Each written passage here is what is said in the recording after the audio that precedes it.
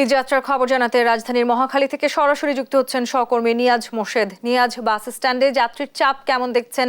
বাস স্ট্যান্ডের সার্বিক চিত্র জানাবেন আমাদের। ধন্যবাদ আপনাকে যদি একটু বলি, আসলে ঈদে যে মানুষ বাড়ি ফিরবে তার যে একটা তাড়া এবং শত কষ্টের পরও আসলে সেই এই যে আপনার অপেক্ষা এবং দীর্ঘ লাইন ধরে যে আসলে টিকিট ক্রয় করার যে একটা আপনার আগ্রহ, সেটি আসলে আপনাকে এই লাইনটি দেখলেই আসলে আপনি বুঝতে পারবেন যে তাদের আসলে যে কতটা আগ্রহ। এবং আজকে কিন্তু রাজধানীতে প্রায় আপনার দীর্ঘক্ষণ বৃষ্টি হয়েছে বিকেলবেলা, সেক্ষেত্রে কিন্তু এই বৃষ্টি হওয়ার পর থেকে কিন্তু আপনার দীর্ঘ যানজটও কিন্তু হয়েছে ঢাকা শহরে। সবাই বিভিন্ন জায়গা থেকে আসলে এসেছেন এই মহাখালী বাস টার্মিনালে। সবাই বলছেন প্রায় 1.5 ঘন্টা 2 ঘন্টা বা 2.5 ঘন্টা জার্নি করে তারপর তারা আসলে মহাখালী বাস টার্মিনালে এসেছেন এবং এখানে এসেও কিন্তু তারা আপনার টিকিট পাওয়ার জন্য কিন্তু প্রায় দীর্ঘ লাইনে দাঁড়িয়েছেন এবং এখানেও কিন্তু প্রায় 1 থেকে 1.5 ঘন্টার বেশি তারা অনেকেই কিন্তু লাইনে দাঁড়িয়েছেন। টিকিট পাচ্ছে না, কারণ অনেক গাড়ি আসলে এখন পর্যন্ত এসে পৌঁছায়নি এই টার্মিনালে। সেক্ষেত্রে আসলে তারা কিন্তু আপনার টিকিট একটা একটা করে গাড়ি আসছে এবং তারা আপনার এই টিকিট তারা আসলে আপনার ছাড়ছে কাউন্টার থেকে, সে কারণে তারা লাইনে দাঁড়িয়ে আছে। আমরা যদি একজন যাত্রীর সাথে একটু কথা বলি, কয়েকজন যাত্রীর সাথে। ভাই, আপনি আসলে আসছেন কোথা থেকে? একটু কথা বলবো একজন যাত্রীর সাথে, যদি একটু কোথা থেকে আসছেন ভাইয়া? জি, আমি ক্যামেরার সামনে কথা বলবো। আমি তো আসছি নারায়ণগঞ্জ থেকে, আসছি প্রায় 1 ঘন্টা হয়ে গেছে। 1 ঘন্টার উপরে দাঁড়িয়ে আছি লাইনে। আপনি আসছেন কোথা থেকে? আমি আসছি হলো আপনার নারায়ণগঞ্জ থেকে। এই পর্যন্ত আসতে আমার সময় লাগছে প্রায় 2.5 ঘন্টার উপরে। এখানে লাইনে দাঁড়িয়ে আছেন টিকিটের জন্য? কত দাঁড়িয়ে আছি এখানে প্রায় 40 মিনিট হয়ে গেছে প্রায়। শুনছিলেন তো নেই, আসলে সবাই কিন্তু এখানে আপনার লাইনে দাঁড়িয়ে আছে এবং লাইনে দাঁড়িয়ে অপেক্ষা করে কিন্তু তারা আসলে টিকিট ক্রয় করছেন এবং তারা কিন্তু এরপরে কিন্তু তাদের মুখে কিন্তু হাসি রয়েছে, কারণ তারা আসলে বাড়ি যেতে চায় এবং ঈদে পরিবার পরিজন নিয়ে তারা আসলে একসাথে আনন্দটা উপভোগ করতে চায়। সে কারণে কিন্তু তারা এই যে কষ্ট রয়েছে এবং সেই নারায়ণগঞ্জ থেকে অনেকে আসছেন এবং অনেকে দূর দূরান্ত থেকে কিন্তু এখানে এসেছেন 2 থেকে 2.5 ঘন্টা জার্নি করে। তারপরে কিন্তু আসলে তাদের মুখে হাসি রয়েছে, কারণ তারা আসলে তাদের পরিবার পরিজন নিয়ে একসাথে ঈদ করবেন সেই উপলক্ষে।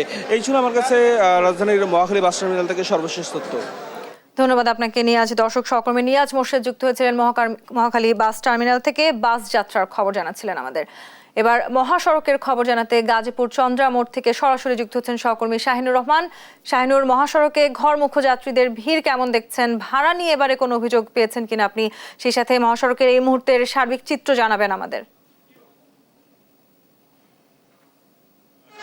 ধন্যবাদ। আমি কিন্তু এই মুহূর্তে আছি গাজীপুরের যে চন্দ্রা এলাকায়। এই এলাকায় আমরা দেখতে পাচ্ছি যে সন্ধ্যার পর থেকেও কিন্তু চাপ বেড়েই চলেছে, এমনটি কিন্তু আমরা দেখতে পাচ্ছি এবং সেই সাথে আপনাদেরকে জানাই যে বিকালের দিকে একটু বৃষ্টি হওয়ার পরে মানুষ কিন্তু অনেকটা স্বস্তিতে বাড়ি ফিরতে পারছে, এমনটি কিন্তু আমরা দেখতে পাচ্ছি এবং সেই সাথে আপনাদেরকে আমরা জানিয়ে রাখি যে এই শিল্প অঞ্চল, আপনি জানেন যে সাভার, আশুলিয়া এবং গাজীপুর এলাকায় অনেক কারখানায় এখন পর্যন্ত চালু আছে, কিন্তু কিছু কিছু কারখানা ছুটি হওয়ার ফলে কিন্তু রাস্তাঘাটে কিন্তু চাপ বেড়েই চলেছে, এমনটি কিন্তু আমরা দেখতে পাচ্ছি।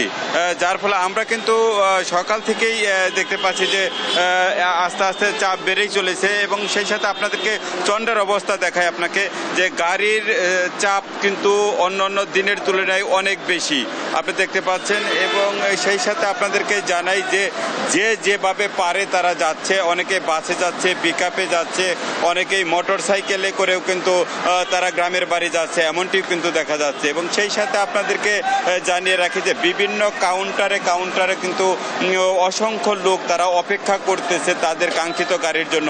আমরা কিছু একটু ব্যতিক্রমও দেখেছি যে অনেকেই কিন্তু কাউন্টারের সামনে দাঁড়িয়ে এক গাড়ি থেকে আরেক গাড়িতে তারা ভাড়া হাঁকাচ্ছে যে কোন গাড়িতে ভাড়া কম এবং ভাড়া কম, এক গাড়ি থেকে আরেক গাড়িতে কিন্তু ভাড়া কম, এইটাই কিন্তু বারবার তারা কিন্তু দাম দরাদরি করতেছে, এমনটি কিন্তু আমরা দেখতে পাচ্ছি।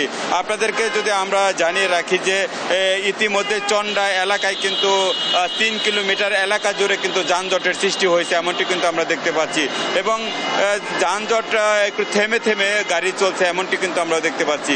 কিছুক্ষণ পরে কিন্তু ট্রাফিক বিভাগের পক্ষ থেকে এবং জেলা পুলিশের পক্ষ থেকে, হাইওয়ে পুলিশের পক্ষ থেকে বারবার তাদেরকে সতর্ক করা হচ্ছে যে নির্দিষ্ট লেনে চলার জন্য এবং যাতে যাত্রীর জন্য তারা বেশিক্ষণ অপেক্ষা না করে এবং রানিং অবস্থায় যাতে যাত্রী ওঠানামা করে এমনটি কিন্তু তারা অল টাইম তারা সব সময় আমরা দেখতে পাচ্ছি যে যাত্রীদের তারা নেওয়ার জন্য যেসব গাড়ি অপেক্ষা করে তাদেরকে তাড়াতাড়ি সামনে বাড়ানোর জন্য তারা চাপ প্রয়োগ করছে এমনটি কিন্তু আমরা দেখতে পাচ্ছি এবং সেই সাথে আপনাদেরকে জানাচ্ছি যে বিশেষ করে এই গাজীপুর এলাকায় বিশেষ করে চৌরাস্তা থেকে যেসব গাড়িগুলো ছেড়ে আসে এবং আশুলিয়ার বাইপাল এবং নবীনগর থেকে যেসব গাড়িগুলোকে ছেড়ে আসে সব গাড়ি কিন্তু এই নবীনগর হয়ে ধন্যবাদ আপনাকে শাহিনুর। দর্শক, গাজীপুরের চন্দ্রা থেকে মহাসড়কের সার্বিক অবস্থা জানাচ্ছিলেন সহকর্মী শাহিনুর। আমরা এই মুহূর্তে মহাসড়কের আরো খবর জানতে আমাদের আরো একজন সহকর্মীর সাথে যুক্ত হতে চাই। সহকর্মী নজরুল ইসলাম আছেন গাজীপুরের কোনাবাড়ি থেকে, তিনি সরাসরি যুক্ত হচ্ছেন আমাদের সাথে। নজরুল, মহাসড়কে ঘরমুখ যাত্রীদের ভিড় কেমন? আপনি এই মুহূর্তে যে স্থানে আছেন সেখানে আসলে ভাড়া নিয়ে যাত্রীদের কোনো অভিযোগ রয়েছে কিনা, সার্বিক পরিস্থিতি জানাবেন আমাদের। আপনি যেমনটা বলছিলেন, আপনি জানেন যে ঈদে গড়মুখ মানুষের চাপ কিন্তু মহাসড়কগুলোতে পড়তে শুরু করেছে। দুপুরের পর থেকে কিন্তু হঠাৎ করে যখন একত্রে সবগুলো পোশাক কারখানা ছুটি হয়ে যায় তখন কিন্তু মহাসড়কগুলোতে চাপ বাড়তে থাকে। তো আমি যেখানটা দাঁড়িয়ে রয়েছি তার আমার পিছনেই দেখতে পাচ্ছেন যে এখানে কিন্তু সাধারণ যে মানুষ রয়েছে সে দীর্ঘ গাড়ির সারি, এখানে কিন্তু দীর্ঘ সময় তারা অপেক্ষা করছেন এবং বাসে এবং ট্রাকে এবং কি পিক আপ ভ্যানে করেও যার গন্তব্য যাওয়ার চেষ্টা করছেন এবং সব জায়গাতেই কিন্তু আমরা দেখেছি যে গাড়ির যানবাহনের দীর্ঘ সারি এবং সাধারণ যে গড়মুখ মানুষ রয়েছেন তারা কিন্তু চেষ্টা করছেন বিভিন্ন কাউন্টার থেকে টিকিট সংগ্রহ করার জন্য এবং কাউন্টার এবং বাস স্ট্যান্ড থেকেও কিন্তু তারা চেষ্টা করছেন যাদের গন্তব্যে যাওয়ার জন্য। কিন্তু আমরা এই পথে দীর্ঘ যানজট দেখছি এবং পুলিশ কিন্তু রেকারিং যে পদ্ধতি রেখেছে সেই রেকারিং পদ্ধতিতে কিন্তু সড়কে আপনারা দেখতে পাচ্ছেন যে সড়কে কিন্তু ওনারা চেষ্টা করছে যানজট সরানোর জন্য এবং এটা কিন্তু রাতের 8টা বাজে এখনো কিন্তু আমরা পুলিশকে বিভিন্ন গুরুত্বপূর্ণ পয়েন্টগুলোতে দেখেছি যে তারা